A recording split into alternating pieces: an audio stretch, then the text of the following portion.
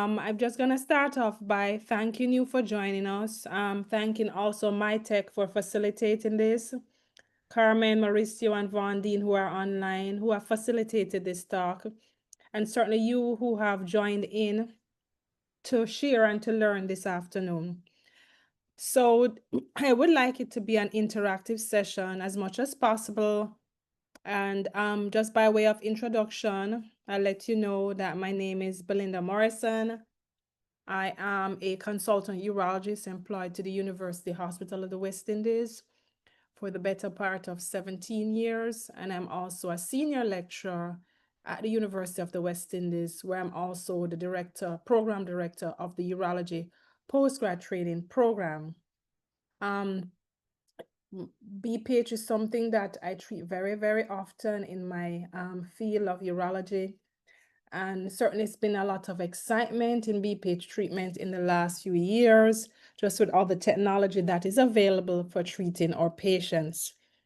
So I thought it was wise just to do this webinar. We could talk about some of the management options. And then for you guys who are present,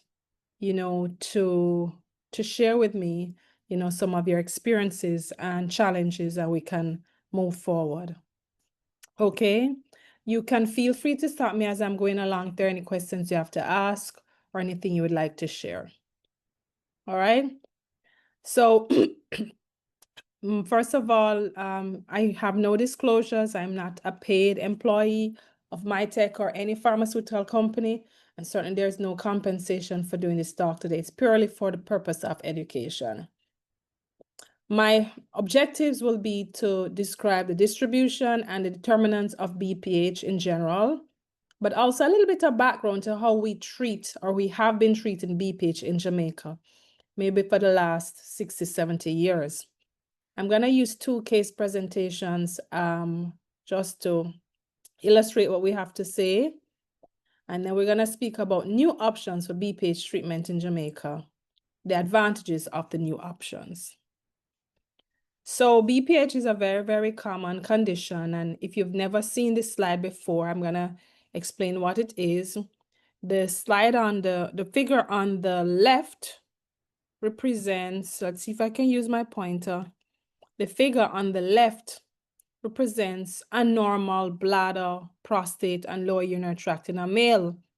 So you see the bladder up here, this is very nice hollow structure, which is primarily made out of muscle.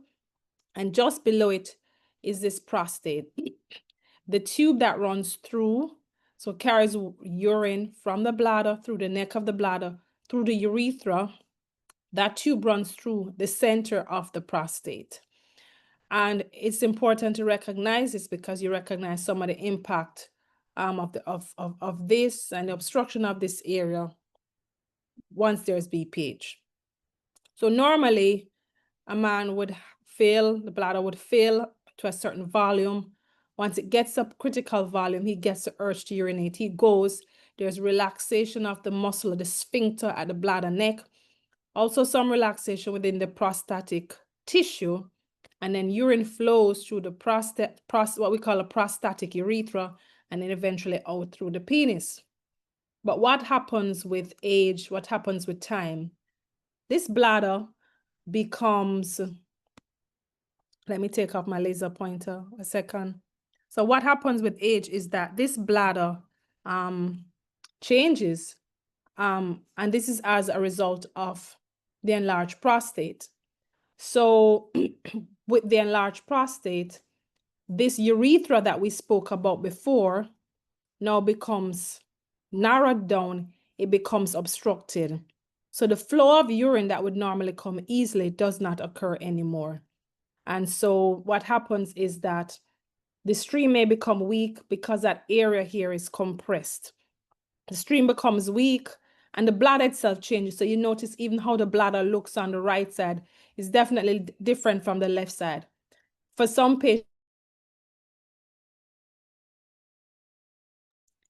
patients with an enlarged prostate, they would recognize that they're not emptying the bladder as well as before. So they go and they urinate, but everything doesn't come out. And they keep on having to go very often to urinate just because of this.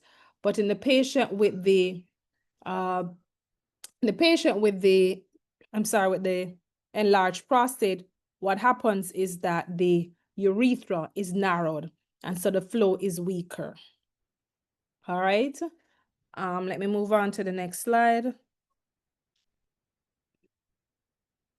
I was just trying to annotate something, but it wasn't working. So let me come off of that. Oh, wow. Okay, not happening.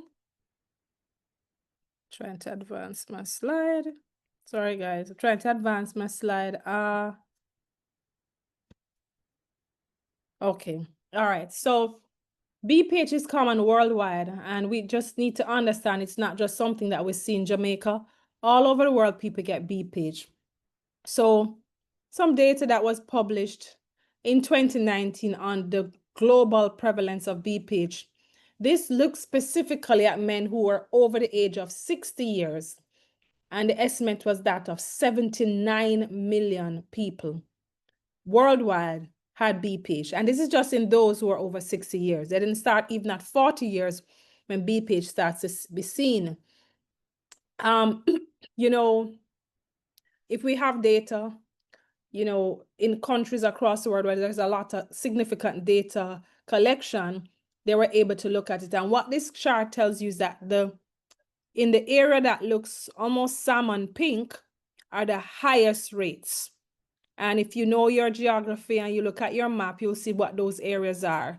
So the salmon pink area are the ones with the highest rate, and the dark blue are the ones with the lowest rates of BPH worldwide. So let's start with dark blue, that big blue area up the top. Does anybody know which area of the world that is? That big dark blue area? Do you know? Should I tell you? So it's Greenland. I don't think many people live up there at all, right? So their rates are going to be extremely low.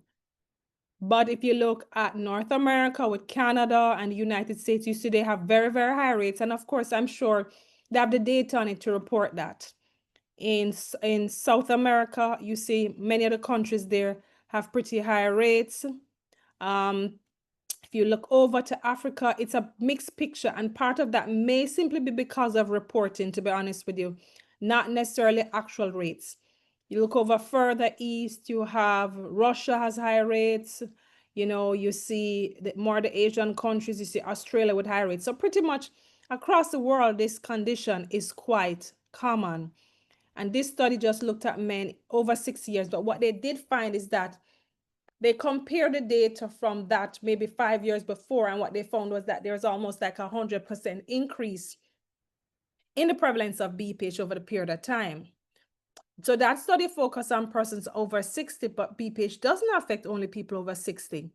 And so what you're looking at here are some big or major studies that looked at BPH and prevalence of BPH with age.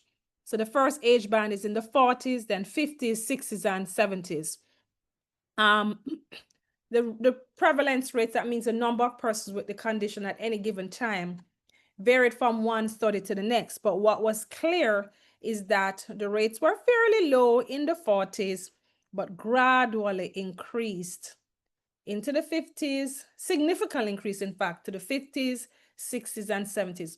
So this is a condition that affects men, yes, starting in the 40s, but there's what we call an exponential increase with time, with age. Without a doubt, as men get older, they are more likely to get BPH. All right? The big question I always get asked is, since prostate cancer has a predilection for men of Black race, meaning higher rates, more aggressive, high mortality, does the same hold true for BPH? And it's a good question, because in my practice, I find that I see a lot of patients with BPH, see a lot of men with very large prostates. Does it mean that it exclusively affects Black men, or Black men are greater, you know, have a higher prevalence? So it's been studied, and the relationship, they think, is complex. One study suggested that Black men may experience higher rates of some BPH related issues compared to white men, but the relationship is complex. And there was one study that looked at rates of a BPH or prevalence of BPH based on racial background.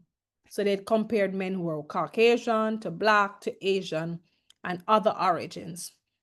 And if you look at the table at the top, what it is suggesting is that the age or age adjusted relative risk, that means forget about what age a person was, just the relative risk of having BPH with the baseline standard or reference being white, and you compare now Blacks to whites, Asians to white, other origins to white, there really was no difference.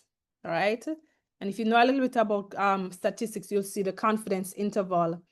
The range for the confidence interval, it ran through, it was below and above 1. So we knew that there was no difference. It was neither greater than or less than. If they looked at the numbers for surgery, whether Black men, Asian men, or men from other origin were more likely to have surgery, the only group that seemed to have a difference was Asian men, right? So compared to whites, they were less likely, it appears, to have surgery. And when they look at those who had more moderate to severe symptoms from their BPH, no difference across race. Similarly, number with an enlarged prostate just detected on scans, I believe. So Black men seem to have, what is thought is that Black men may be less likely to receive surgical therapy for BPH, even when it's indicated. And it may just be because of healthcare access, costs, being able to afford things. So it's not that the disease is more common in Black men. They do get it just as much as any other racial group. But perhaps what may be different is the access to some of the more innovative treatment or any treatment at all. And this may impact them. And I suppose this extends a little bit to Jamaica, where it's a common condition, but for some men, maybe in the past, access to treatment, and now as we speak today about innovative treatment, there may be an issue. So how do I know? How does a man know he has BPH? Well, he may have one of two groups of symptoms. They're the so-called voiding symptoms. So they're the symptoms that come on when the man wants to pee. So he may notice that he goes and the stream is weak. That force coming out is not as strong as before. He'll tell you it's not like when he was 18, it doesn't come out with a powerful gush. It's a trickle sometimes. Or when he gets the urge and he goes, he has to hesitate. He has to wait before the stream comes. There may be intermittency where he stops and starts in the middle of the stream to get it out. He may have to strain or push to urinate, or he just has a sensation that he's just not emptying very well. He may have dribbling at the end, or he may have urinary retention where he has to have a catheter in, connected to a bag. And then those symptoms that the man has when he's actually just sitting, moving around, doing his normal activity, not desiring to urinate. He may find that he has to get that urge to go more often than before. And this may be particularly bothersome at nighttime. The urge may be so strong that he may wet himself before he gets there. So these are some of the chief symptoms of an enlarged prostate, or BPH as we call it. And the nighttime urination is very, very common in many men with BPH. We actually think that maybe about 2/3 of men with BPH will have these increased urinary frequency symptoms. So BPH can get complicated. It's not just always such a condition where it's more of a nuisance than anything else. It can get complicated. Many men see BPH as just one of those things that bothers them. They go often, and some men actually accommodate to the changes where they just once they get the urge, they go. They find where nearby bathrooms are. Some of them will tell you that they stop drinking a lot of fluids just so that they don't have to go. But there can be real complications from BPH, and some of them are not always very obvious. So here we look at a picture, a diagram to the right of the urinary tract, looking at kidneys straight down to bladder. And this is not normal. In this picture, what you see is someone with both kidneys being quite swollen. The ureters that are supposed to drain urine from the kidneys to the bladder, also swollen. The bladder thickened with a little outpouch in there, which we call a diverticulum. And you have this big enlarged prostate. So The complications of BPH, in 1% of patients, they may develop kidney failure just because of the obstruction. Some men may notice, well, we may notice as doctors that they may form these outpouchings from the wall of the bladder, which we call diverticulae. And sometimes these can be so big, urine goes into it and it prevents them from completely emptying the bladder, or they may get infections. As I mentioned before, they may have obstruction leading to just swelling in general of the kidneys and the ureter. They may develop stones in the bladder, or they may have recurrent urinary tract infections or recurrent bleeding from the urinary tract. So it can get complicated. And we see these a lot in our tertiary healthcare facility like that university. I suspect like family doctors may not see it as much, but we definitely see quite a bit of these complications. So the history of BPH in Jamaica. So as I said, I've been working as a consultant urologist for 17 years at the University Hospital. And before that, I spent 6 years in training. So I'd say I have 25 years of experience of managing patients with BPH. And this is what I've seen. What piqued my interest in urology? A number of things. One, I did my internship some years ago at Spanish Town Hospital. And this picture is what I saw a lot of. I saw men coming to a clinic at least once per week, long lines of men coming with tubes in their bladders, walking around like this.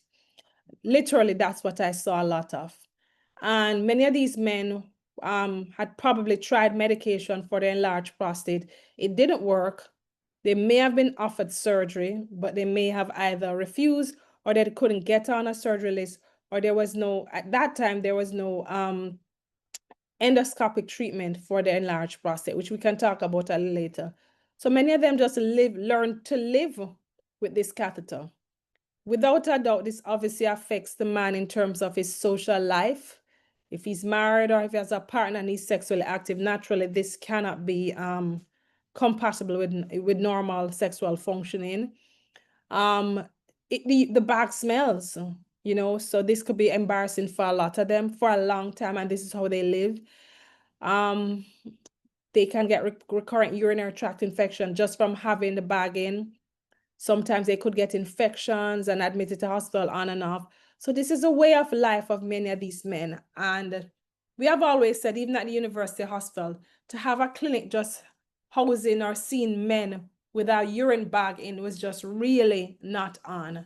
And we really needed to make sure men understood that they could have their prostate problems treated, either with surgery, whether minimal invasive or otherwise, so they could have a better quality of life. So this obtains still in many, many clinics and hospitals across Jamaica. And I'm sure some of you online are well aware of this. So the management really lies between medication and surgery.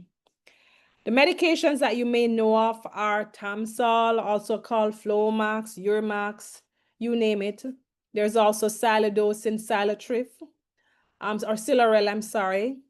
And then there's Duodart. Earlier before that, there was finasteride. So there have been a few over the years that we have used. And thankfully, through the National Health Fund, many of these are covered by the National Health Fund. So the cost of the patient may not be high. However, the cost of the government is high. And with the prevalence of BPH being as high as it is, the National Health Fund spends a lot of money on covering BPH medication for Jamaica, for men in Jamaica, every single year. So as I said, though medication costs may not be very, very high per patient, and for some it is, but for the government, what they have to invest and spend is quite a bit. And this is something that's important to think about. There's surgery, and traditionally the surgery, early on the surgery was what's called an open prostatectomy or a simple prostatectomy, and I'll go into that in a little while, and also the transurethral resection of the prostate, or the TURP. This is what the standard used to be for many, many years. Either you go on medication or you have a TURP or an open prostatectomy, and which surgery it shows depending on the size. The medications had their side effects, both the Duodart, which is a combination of Avodart and Tamsol, and also the Tamsol on its own. And these are the most commonly prescribed drugs for an enlarged prostate. Because of how the deodorant works, it may reduce libido, which is interest in sex. And many men would tell you once they start it, they notice this. It could also cause erectile dysfunction, reduce or absent ejaculate at intercourse. The Tamsul component could cause nasal stuffiness. It could also lower the blood pressure. And also, I would say a side effect is the need to take a tablet every single day. So these are important things to consider for men with BPH who are symptomatic. Having to take a drug every day, which potentially has these risks, is bothersome or was bothersome. So for some men, because the only other option was major surgery, whether a TURP or open prostatectomy, they just opted to continue on these medications without considering something else, right? So what is done with the TURP? So a TURP is usually done under anesthesia in a hospital. Patients typically admitted either the day before or the day of surgery. They have basic labs done just to make sure that they are fit for anesthesia, because anesthesia is either general, where they're put to sleep, or spinal, where they have an injection in the spine, around the spinal cord. They come in, so their basic labs would be like their blood count, their kidney function test, their sugar levels. They do a urine culture to make sure they don't have an infection. They do an ECG or an echo to make sure from a cardiovascular perspective they're okay. They have a blood group taken to check and see what their blood group is and to reserve blood, because bleeding is a significant risk, or can be rather. And they have a chest x-ray done. So they have to spend money to do all of these things to be assessed for fitness for surgery. If they happen to be on any blood thinners, antiplatelet agents, those things would have to be stopped before, or a discussion had with their physician to see their risk of whatever it is, whether stroke or heart attack, if those drugs were stopped.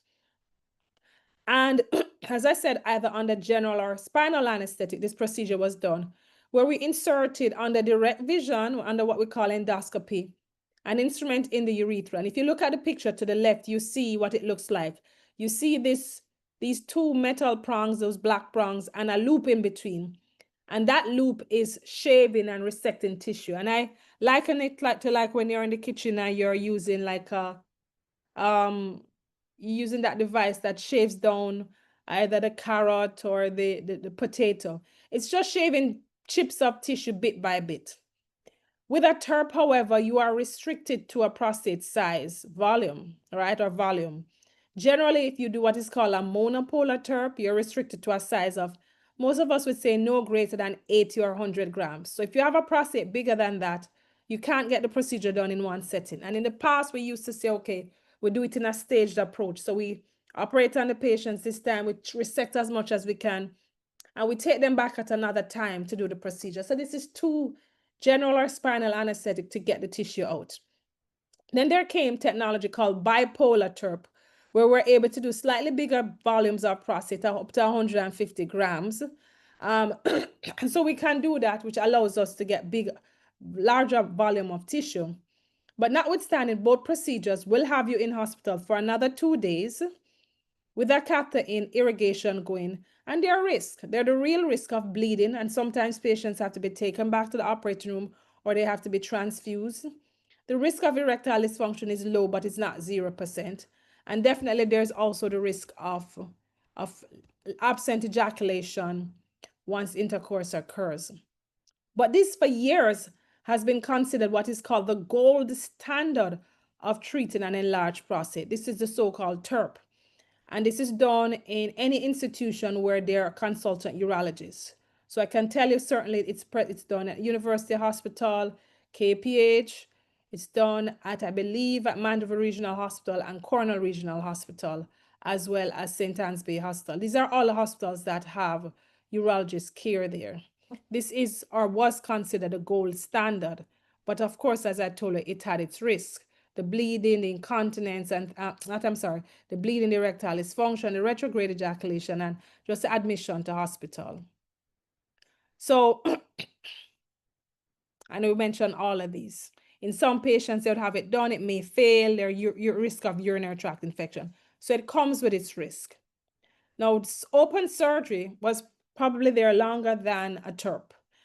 And how it was done was that if patients had an enlarged prostate, whether it was very, very big or not. And at the time when there was no endoscopic equipment, they had open surgery done. They were put to sleep. They went through the same rigorous preoperative assessment. An incision or cut was made in the lower abdomen. And there are two ways the prostate could be removed. Either the bladder was open and it would be what we call enucleated, which to me is like almost plucking out the flesh out of an orange but leaving the skin. But you do it with your physical hands. Or it could be done through a retropubic approach. Again, this was open surgery requiring general anesthetic or spinal sometimes. This procedure can get a little messy in what we call a perioperative period, the period around surgery. So patients, as opposed to the TURP where the patients would have a single catheter with irrigation going, and then that will come out after 2 days or so. The open prostatectomy would have at least 2 catheters, one in the penis, one through the abdominal wall directly into the bladder, and then through the side, they would have a drain. Always a significant potential risk for bleeding. And the hospital stay, as I said to you, was sometimes on average 3 days. These days, it tends to be done more for patients who have a prostate greater than 150 grams, because as I said to you, we can do the endoscopic procedures with the TURP, whether it's a monopolar or bipolar, but for bigger prostates in hospitals that don't have other advanced technology, this is what is done. So this is the history. Let me get into 2 patient cases and just to illustrate through those cases what are our newer options. So here I discuss a 55-year-old male who has hypertension. He's an accountant with a very busy schedule, but he started to notice a poor urinary stream and frequent nighttime urination, which was bothering him, affecting his productivity. He wasn't sleeping well. He wasn't able to get up early and go to work, and he was busy going to the bathroom doing meetings. Of course, he used his typical BPH medications prescribed by his family doctor, but he did not like the sexual side effects.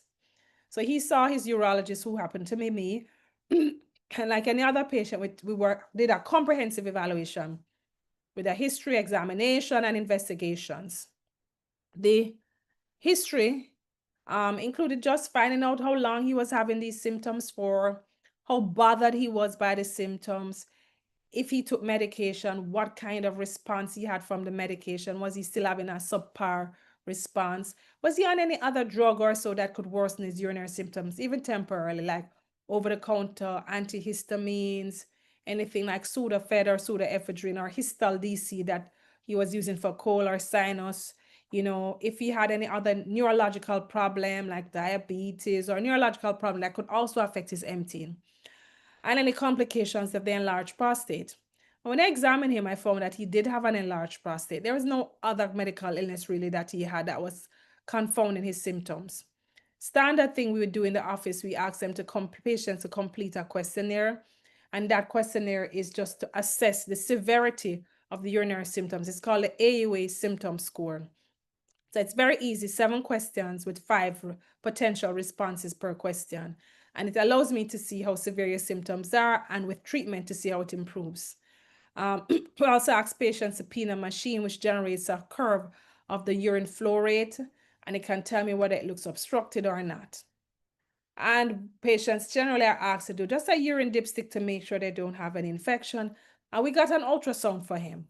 And generally, if the ultrasound says the prostate is greater than 30 mils in size, then we know that the patient has a big prostate. He had a 50-gram prostate. So naturally, he's seeing me because he wants some expert care in his BPH management. Many GPs will prescribe medication, but that's the maximum that they can offer. When a patient comes to a urologist, they want something that will give them a good response with minimal side effects. So we discussed the pros and the cons. We discussed potentially continuing the medication, which was not an option he wanted, simply because he just did not think that it was working very well. Plus, he had all of these sexual side effects. We spoke about the TURP and the process for doing a TURP, the risk for a TURP. He was not of the mind to get that because he really didn't want to have anything too invasive that would take him away from his busy work schedule. We spoke about REZØM Water Vapor Therapy, and we spoke about holmium laser enucleation of the prostate. And I'll tell you in a while what his decision was, but let me just show you a little video on this REZØM Water Vapor Therapy. REZØM uses a fundamentally different way of applying thermal energy to treat lower urinary tract symptoms secondary to BPH. Each 9-second treatment uses 0.42 milliliters of radiofrequency heated sterile water vapor, which rapidly and uniformly disperses through the tissue interstices. The condensation of water vapor releases stored thermal energy. Cell membranes are gently denatured, thereby causing immediate cell death. The vasculature is closed, and there is denervation of the alpha-adrenergic nerves within the treatment zone, providing you with an efficient, uniform, predictable treatment. Over time, this ablated tissue is resorbed by the body's natural healing response, reducing the volume of tissue, allowing the urethra to open, relieving lower urinary tract symptoms. And that's it in a nutshell. So we spoke to him about the options and a little history behind REZØM Water Vapor Therapy. It was approved by the Food and Drug Administration in the US in 2015, and this would have been after they had conducted clinical trials on it somewhere between 2012 and 2014. It emerged as a part of the American Urological Association guidelines for treatment of an enlarged prostate in 2024. And at the time, it was recommended for persons who had a prostate anywhere between 30 to 80 grams, who they highlighted wanted to preserve erectile function and ejaculatory function. This because they knew other surgical options would not preserve those functions, especially the ejaculatory. Just recently, FDA approved it for even bigger size prostates, 150 grams, simply because they found more compelling data that it helps even persons with larger prostates. And with all of that in mind, we introduced it to Jamaica in 2024. What's so special about this treatment? Well, it's innovation, it's new technology. And there's a lot that's happening with innovation and new technology in Jamaica, which is in the world for that matter, which is beneficial. So we figured that with innovation, with newer technology, 1 second, guys.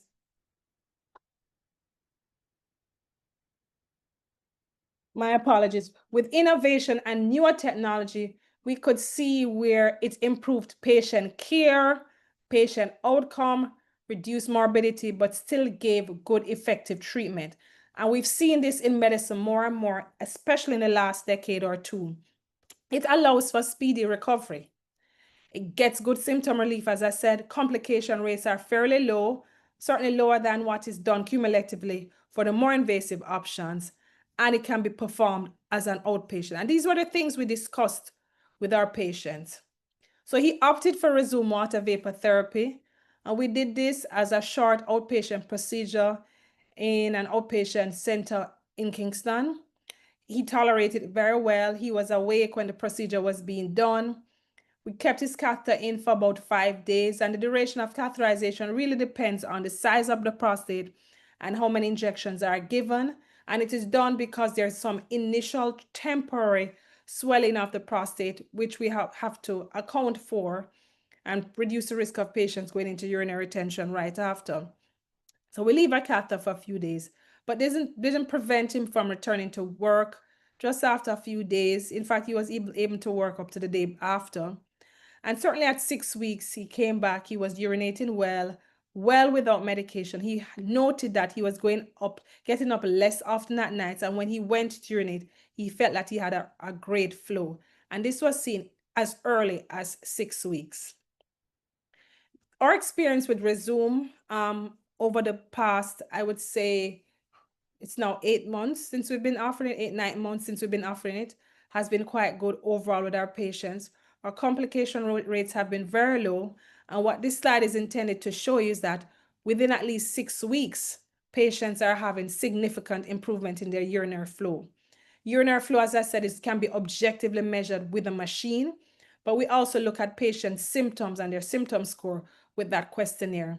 And there's definitely an improvement as early as 6 weeks and appears to be sustained throughout the period of time. Patient 2, 59-year-old security supervisor who came to me because of bothersome lower urinary tract symptoms. And he actually came with the intention or desire to have something minimal invasive He thought perhaps REZØM. He said he was going very often at nights and was having a poor urinary flow, despite being on medication for his prostate. He too was bothered by a lack of ejaculation and ED associated with his medication. So he sees me, his urologist, and we go through the same comprehensive process: history, physical exam, investigations.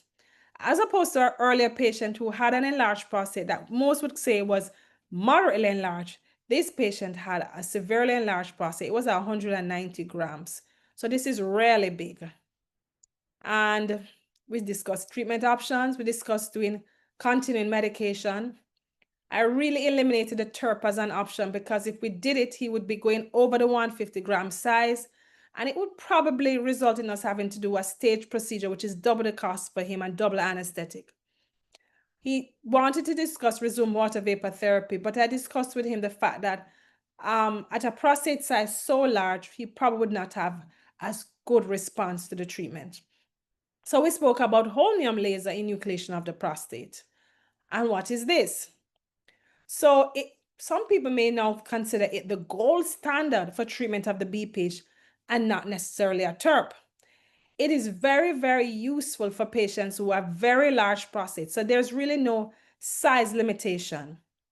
Yes, it requires general anesthetic usually, but the patients may not need to overnight. And even if they do, it may just be because they were done late in the evening, they overnight and they go home within less than 24 hours.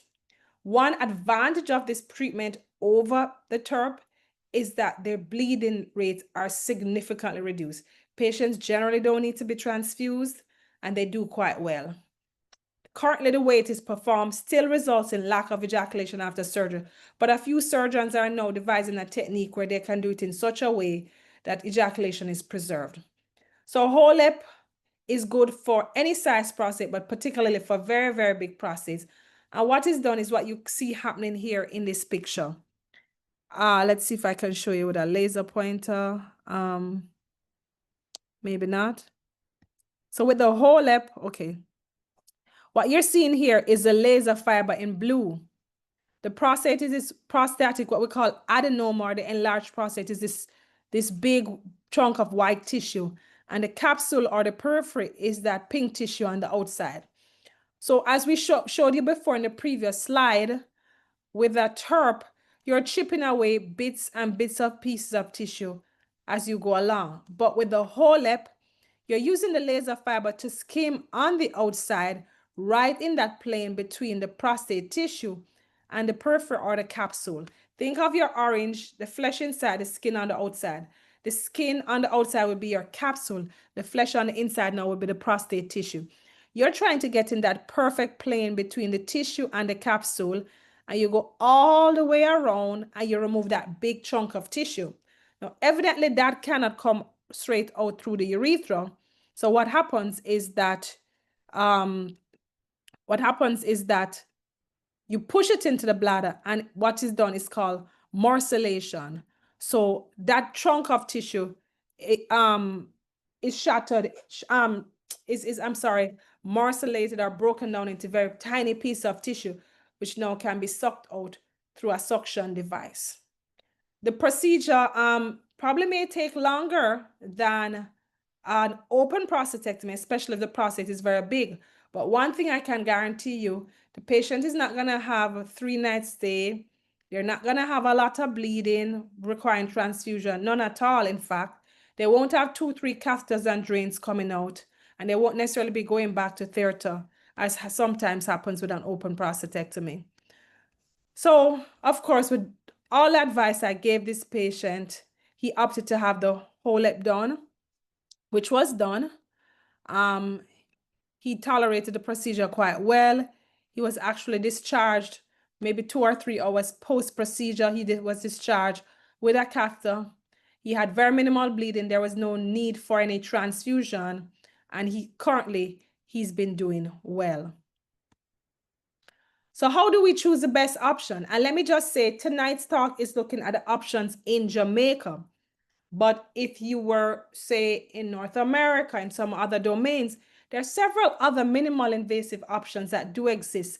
And all of these have come about and been designed to try and cut down on the hospital time for these patients and all the complications that occur with hospitalization, as well as costs, but also on efficiency of treating patients. So if you go to a typical hospital where there's a big urology clinic and you have 50 men who are waiting to have surgery done, if you are going to do, say, a TURP, which may take 1.5, 2 in the operating room, and based on your operating schedule, it may take a while to have these patients done. And while you finish getting them done, others are joining the queue. So these outpatient procedures are there to treat the man who is not fit for anesthetic because he has so many comorbidities, the man who is on blood thinners, the man who says, I don't want to do surgery.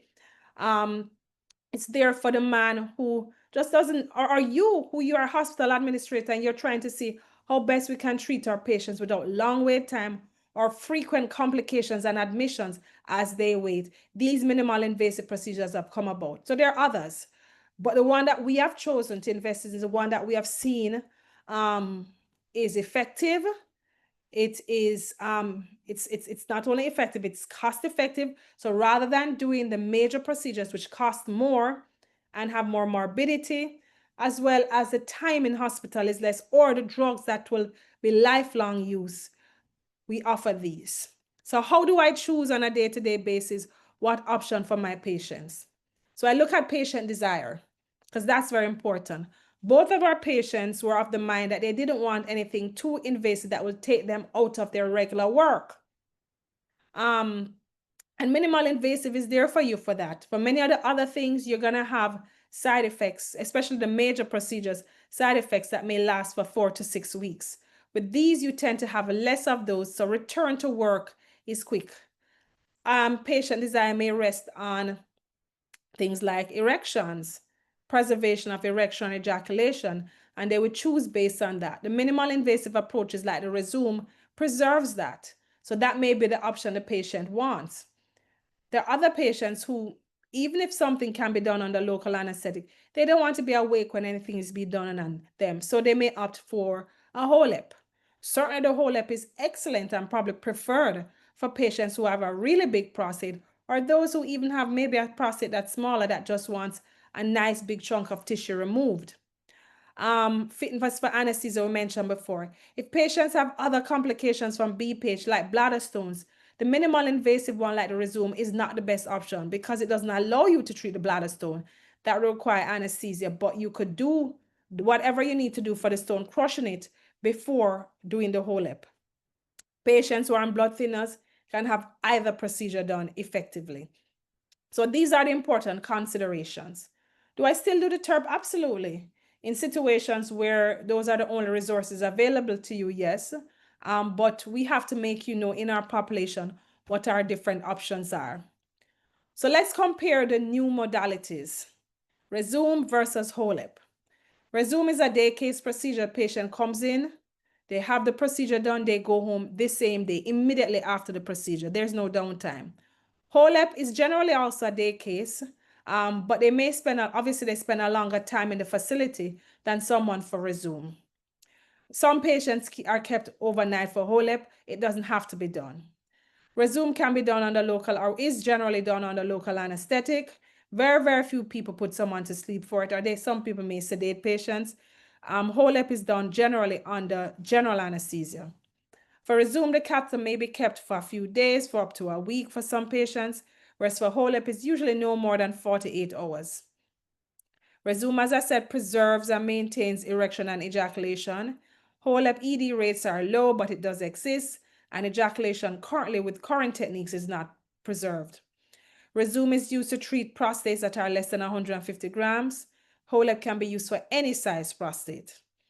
For both REZØM and HoLEP, sustained effects are seen, meaning that you get the treatment and it's not that within a year or two, things start to go haywire back downhill. It's sustained.